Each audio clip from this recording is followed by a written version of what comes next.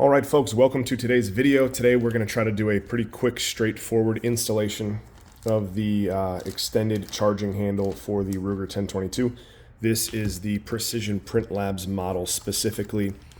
I will include a link in the description below for that, but basically it's just going to give us a better grip when you're pulling back your charging handle. So you don't need to watch me do screws and pins and stuff, so we're just going to try to do this pretty quick. So here we go. You're going to field strip your 1022. You're going to get that out of the stock. That's just a little screw right there. We're going to drop the mag, get that aside, and then we have two pins here. Let's try to quickly pop those out for you. See what we got going on. We got one, and we got two. We will set those aside. We will remove the trigger housing, set that aside as well. And now here we have the receiver. Let's flip that around. So here left we have the bolt and the bolt buffer, which is also available for sale on precisionprintlabs.com. Let's get that out of the way. Okay, so we are left with the bolt, the barrel, the receiver. So what we're going to do is we're going to pull this all the way back, and we're going to lift up. Stick our finger in there. We're going to lift the bolt up. And we can take the bolt clean out just like that.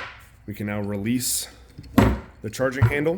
Get that out of the way. And there is now nothing in the way. So let's get this package open here.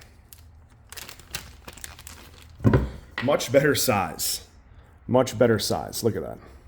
Easier to grab. Let's pop this in the same way. So we're just going to go in here. There's a little point on the end of that, if you can see. That's going to fit right in here.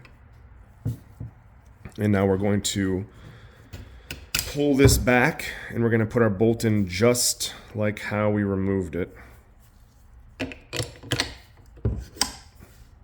Was that easy or what? The handle's in. Now you are going to want to put your bolt buffer back in just the way you got it. So we're going to put this puppy in there like so. And then you are going to want to put your trigger group back in as well. Make sure you have those pins handy. I'm going to go in like so.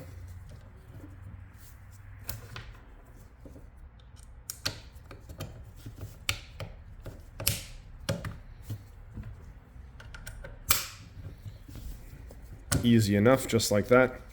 And then this whole thing goes back into the stock. But that's it. You can see it functions. It's great. You're going to want to put a lot of lube and grease in there because since it is longer, the leverage against it can kind of jam it up a little bit. So as long as you're putting the pressure in the right spot and it's lubed up, you're good to go. Thanks for watching, guys. If you have any questions, let me know in the comments below.